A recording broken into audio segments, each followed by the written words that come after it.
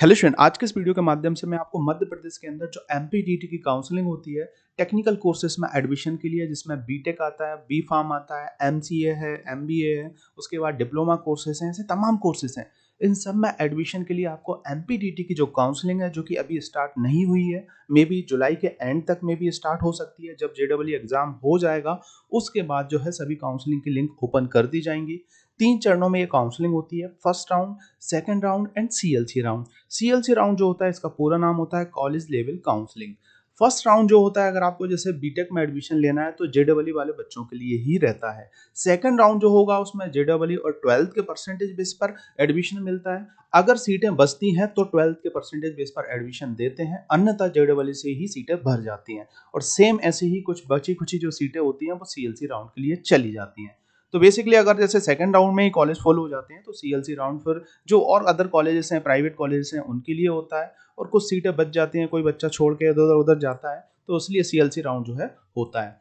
तो अब आपको मैं समझाने वाला हूँ पूरी काउंसलिंग प्रोसीजर के बारे में, कितने स्टेप में काउंसलिंग होगी, क्या क्या आपको करना होगा, कैसे रजिस्ट्रेशन वगैरह करना होता है, सभी चीज़ें। तो वीडियो बहुत ज़्यादा इन्फॉर्मेटिव है, वीडियो को जरूर एंड तक देखें। और अगर आपको ये वीडियो अच्छा लगता है तो प्लीज़ इस वीडियो को आप लाइक ज़रूर करें, सब्सक्राइब करें, ताकि आगे भी जो है आपको बहुत सारी इन्फॉर्मेशन मिलती रहे।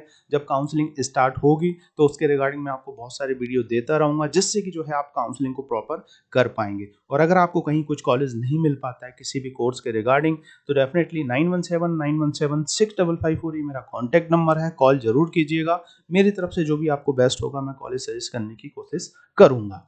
तो जानते हैं ये सभी सिमिलर होता है इन सभी के लिए, बस क्राइटेरिया अलग अलग होता है। जैसे कि बीटेक में एडमिशन लेना है तो जेडब्ल्यू के बेस पे होता है, और बिना जेडब्ल्यू के बेस पे भी होता है प्राइवेट कॉलेजेस के अंदर। और अगर आपको जैसे बी फार्म में लेना है तो आपको जो है 12th के परसेंटेज बेस पर एडमिशन मिलता है।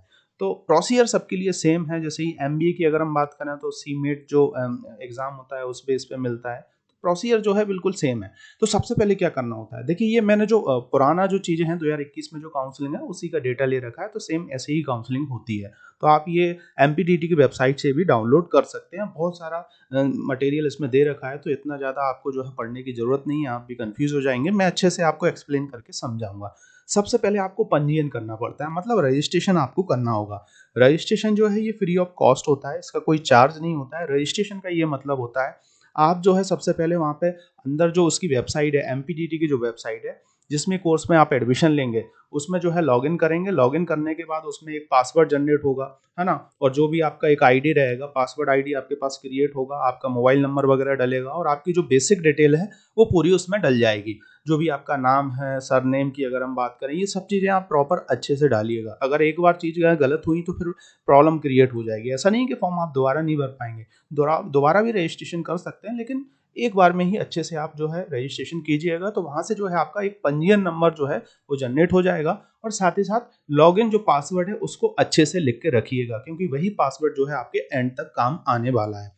इसमें आपको एक फ़ोटो भी लगेगा, वो फ़ोटो भी अपलोड करना होगा। तो जो वाइट कलर का बैकग्राउंड हो पीछे, और सिंपल फ़ोटो हो, शर्ट में आपको बिल्कुल सिंपल फॉर्मल शर्ट हो, तो इस टाइप का फ़ोटो जो है आप लगाइएगा। तिरछा मिर्चा टेढ़ा मेढ़ा बाइक पे खींचा हुआ ये फ़ोटो सब नहीं चलते हैं, निरस्त भी हो सकता है। दूसरी चीज़, जैसे कि अगर आप एससी, एसटी, ओबीसी के कास्ट के हैं तो मूल निवासी का जो प्रमाण पत्र है, अगर आप मध्य प्रदेश के हैं और यहाँ के मूल निवासी हैं, तो उसका जो प्रमाण पत्र है, वो सर्टिफिकेट जो है आपको अपलोड करना होता है। उनके सबके एक साइज़ होते हैं, उस साइज़ के अकॉर्डिंग आपको अपलोड करना होता है। अगर आप जैसे घर से प्रॉपर साइज़ नहीं कर पा रहे हैं तो आप साइबर से जाके कर सकते हैं, या बहुत से कॉलेज खुद भी जो है रजिस्ट्रेशन कर देते हैं। जो प्राइवेट कॉलेजेस हैं वो, गवर्नमेंट कॉलेज रजिस्ट्रेशन नहीं करते।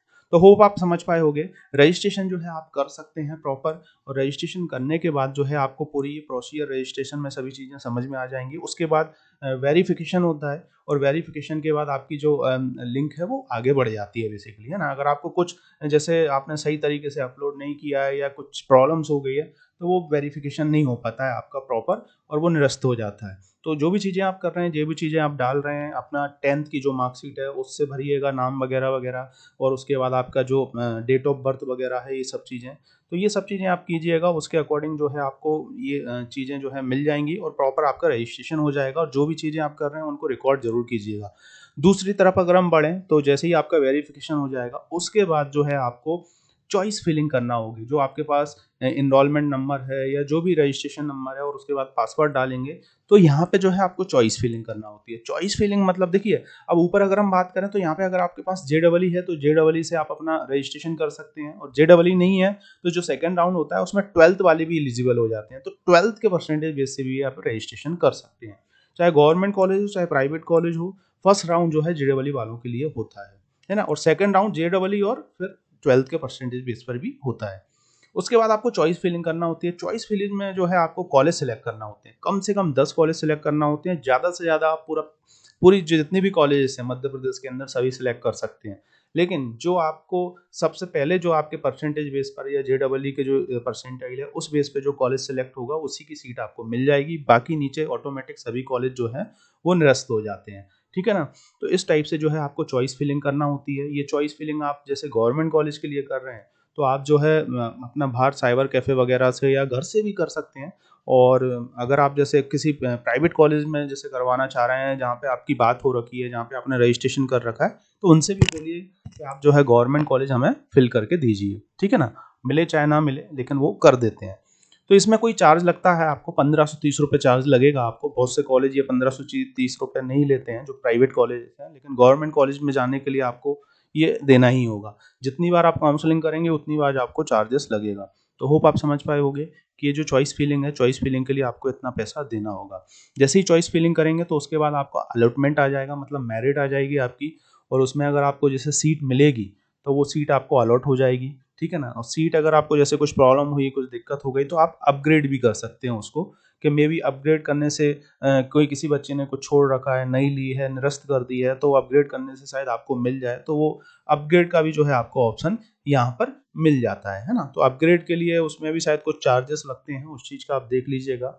और अपग्रेड नहीं करना चाह रहे हैं तो फिर आप सेकंड राउंड में बैठ सकते हैं। अलॉटमेंट मिल जाता है तो अलॉटमेंट मिलने के बाद आपको जो है फिर जो कॉलेज है, कॉलेज में जाके एडमिशन प्रोसीजर करना होता है। कॉलेज में जो भी आपको डॉक्यूमेंट्स वगैरह हैं, फीस वगैरह है, और ये सब जो है आपको जहाँ पे वहाँ पे जाके वेरीफाई करना होते हैं और फीस जमा करनी होती है। गवर्नमेंट कॉलेज में आपको आधी फीस जमा ही करना होती है।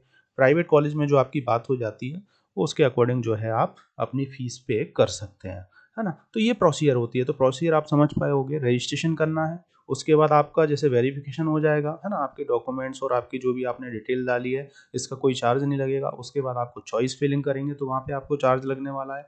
उसके बाद अलॉटमेंट आएगा आपकी चॉइस फिलिंग के अकॉर्डिंग, आपके 12th के मार्क्स के बेस पर या JEE के बेस पर आपका जो है अलॉटमेंट हो जाएगा। और अलॉटमेंट के बाद फिर जो है आप अपना फाइनल जो है एडमिशन प्रोसीजर कर लेंगे और कॉलेज में जाके रिपोर्टिंग करके अपनी सीट बुक करा सकते हैं। अगर आप कॉलेज में नहीं जाते हैं, आप कहीं उनको आंसर नहीं देते हैं, तो ऑटोमेटिक जो आपकी सीट निरस्त हो जाती है ना। तो ये चीज़ आप ज़रूर ध्यान रखिएगा। एक टाइम मिलता है, एक सब मिलता है। तो thank you for watching this video. मिलते हैं नेक्स्ट वीडियो में कुछ और इन्फॉर्मेटिव वीडियो के साथ। 9179176554 ये मेरा कॉन्टैक्ट नंबर है, इस पर कॉल ज़रूर कीजिएगा।